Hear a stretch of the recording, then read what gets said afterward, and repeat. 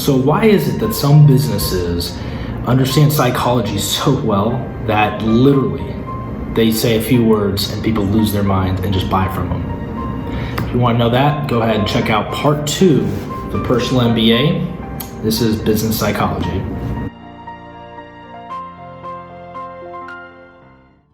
Welcome back, everyone, to Biz Gorilla. I'm your host, Jason Catalano, and on this channel, we provide guerrilla marketers with business books and the best from there in order for you to get attention, get awareness at low to no cost. Okay, so for this one, Personal MBA Part 2, we'll be going over business psychology, the human mind, how to deal with yourself, and then also how to deal with others, which is very critical for business. So chapter 6 has to talk about the human mind. And this is really, really good if you're a marketer or if you're in sales and just understanding why do we make decisions, and especially purchase decisions. And they talk about, garbage in, garbage out, the onion brain, like what's the reference level. There's a lot going on here. But the biggest takeaways out of this, really, really simple. Our brain has 3 main components, right? And Josh talks about this in neuroscience. You have the lizard brain all the way in the back. Okay, you have the midbrain, which does what's called pattern matching, and it just figures out of all the information it's taking in, is situation normal, or do I really need to focus? And then you have the cerebral up here, and that basically does all your math, right? And this is the one that really does a lot of the modern level of thinking.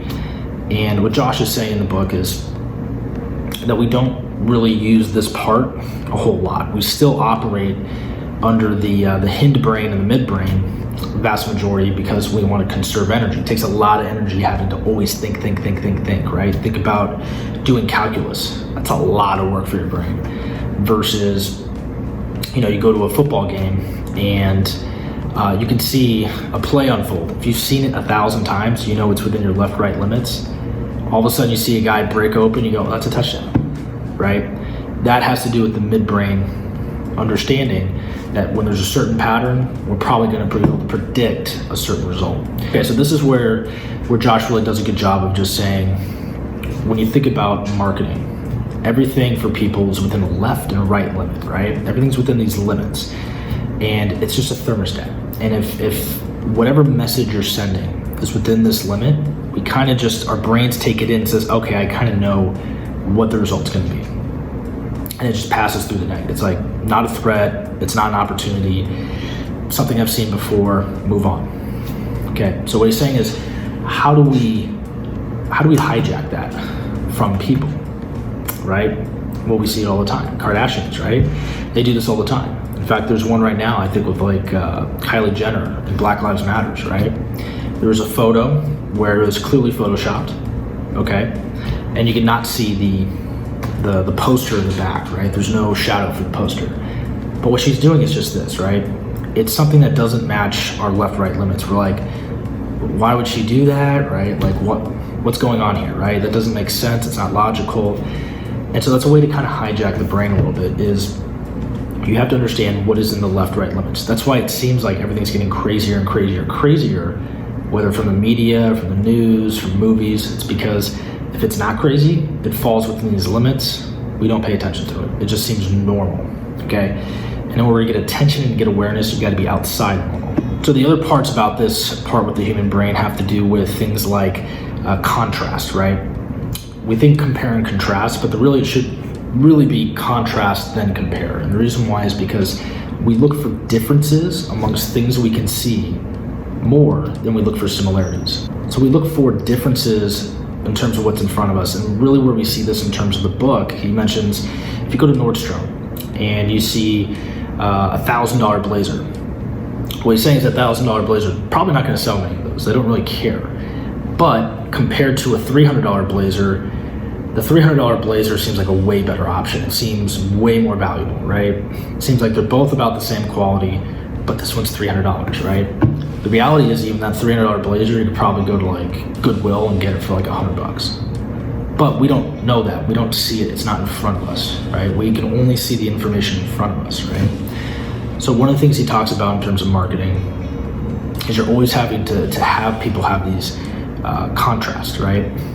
What's right in front of them, put it right in front of them, right?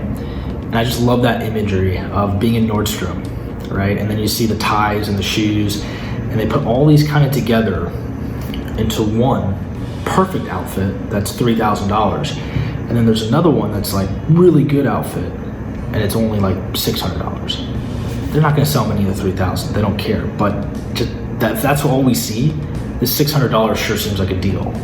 The reality is it's probably not. You're still probably paying way too much, but that's what we do. We contrast with the information that we have, right? We don't necessarily see total similarities and say, well, this blazer and this combination, can I go somewhere else to get this even cheaper? We really don't see that a whole lot.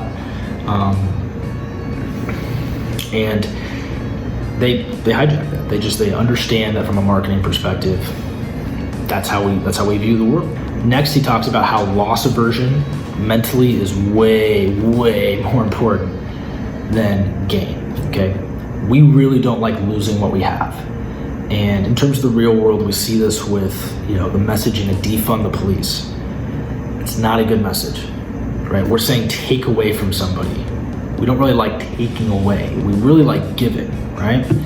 So if a message said support social services, that's going to catch on a lot better because people want to support social services. We want to give, right? Now the consequences you probably have to take from maybe the police, but if you say defund the police, people hate that. They hate having to take away from people, right? It's not in our best interest, right? We always want to keep kind of what we have. And then the other part he talks about is scarcity. And how do you develop scarcity, or at least for people, the idea that something is limited, that it's rare, that it's a short time that you can get it. And he talks about this really in 4 different ways, right? He says you can just limit the outright quantity. Okay, my wife, for instance, she just bought a Disney Minnie Mouse, and it was like with Juicy or something, and they only made like 1,000 of these total. And she said, man, I got this, it's for $1,000, or I'm sorry, for 1,000 quantity. It's one of 1,000. It's so rare, it's so special. But the reality is Disney probably knows this, right? They know that by only making 1,000 and they marketed it that way, it's driving up the value of it. And all of a sudden they're gonna charge you 2-3 times more than probably they have to. And then next year they're gonna make another one, limited quantity, once again, to make it seem rarer. The other thing that you can do is say, if you don't buy it now, the price is gonna go up, right? If you don't buy it within this time frame, price is gonna increase a lot. That's scarcity. Same thing, price decrease, right? If you buy it now, you'll get a 20% discount. If you don't, you're not gonna get it, right? And then the last one is just a deadline. So scarcity could also just be a time scarcity, right? We're only having this available for the next 48 hours, right? You're seeing a lot of the internet marketers, they do this all the time. And once again, it's just the way our brains think is, oh shoot, it's only for 48 hours. I gotta make a decision. I gotta do it now, otherwise I'm missing out, right? Fear of missing out. Okay, so chapter 8 has to do with everything with just working with yourself and kind of getting over the barrier to actually create, to actually do. Because business, to be honest with you guys, Jack Welch famously said it, it's one of the easiest professions, right? It's not rocket science. It's not the most mentally difficult. But what I will tell you about business is you gotta play with others. You can't do it alone. You gotta play with others. And really number 2 is you're going to deal with failure. It's a lot of transactions. There's a lot of busy work, day-to-day, detail-oriented busy work. And you have to be ready for that kind of grind if you want to be successful. And he talks about a couple things I really liked was this idea of acrasia, okay, which is something where he says, we know we want to do it. We know it's good for us, yet we don't accomplish it. Why don't we accomplish it? Why don't we go do it if we know it's good for us? And he talks about a lot of it has to do with, we know we should do it, whatever the thing is, but we don't actually do it.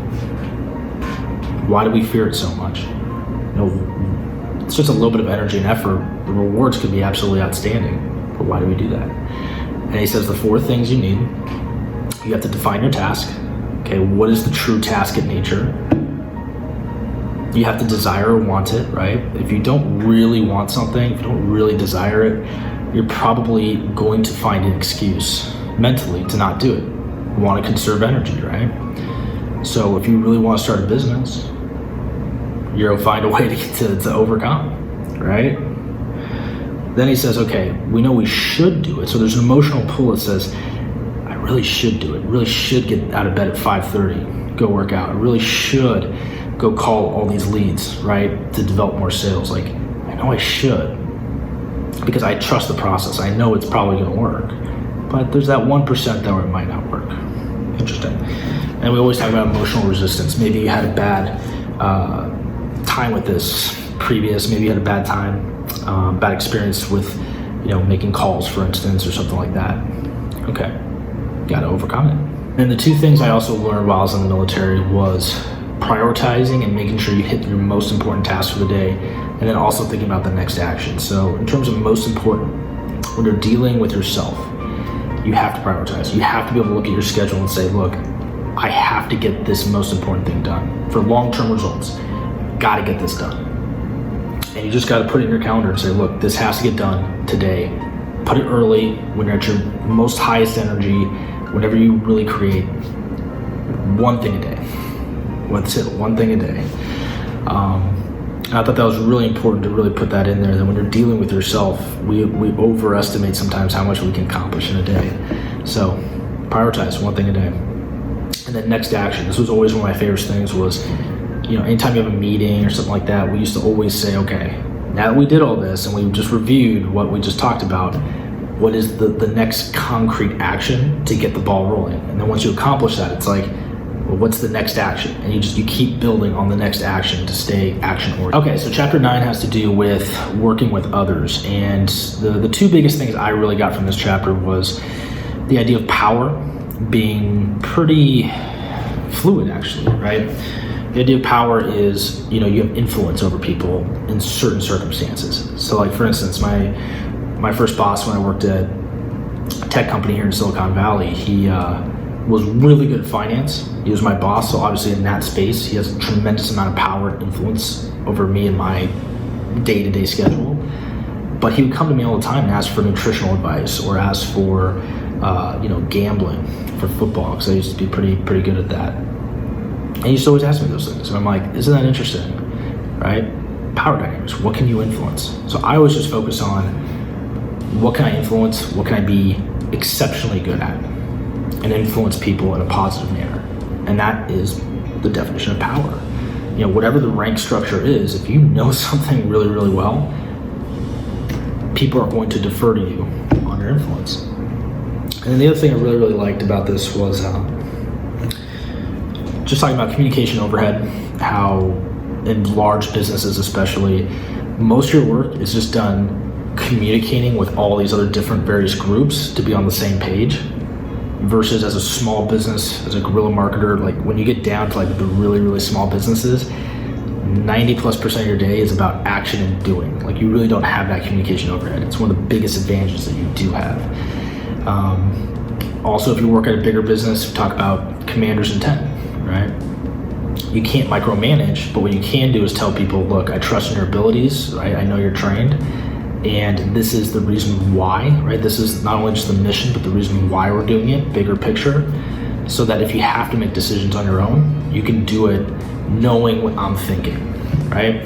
That was a great way to do command and control. Lastly, when you're working with others, never forget that you're also sending off social signals every day, right? And that social proof is one of the core tenets of marketing, right? Social signals, right? Another way to look at it is virtue signals, right? What do you send off in terms of what you believe in? What are your values? Because you want other people to hold you at a high social status, right? And so we're always sending off these signals, whether it's silent or vocal in itself. What are those signals? Do you even realize you're sending them? Right? Companies send them to you all the time. Hey, look, we're luxurious, we're premium, we're all this stuff. What are the signals that you're sending off? Think about that.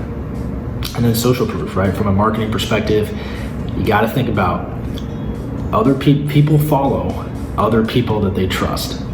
So you got to develop social proof. First, get a critical few to love your products and love who you guys are, and let them be your social proof. Let them be the ones to really throw out to the market what you guys are, what you believe in. Let them do it. So with that, that is part 2 of the Personal MBA. I'm Jason Catalano, call sign Wildcat, signing off.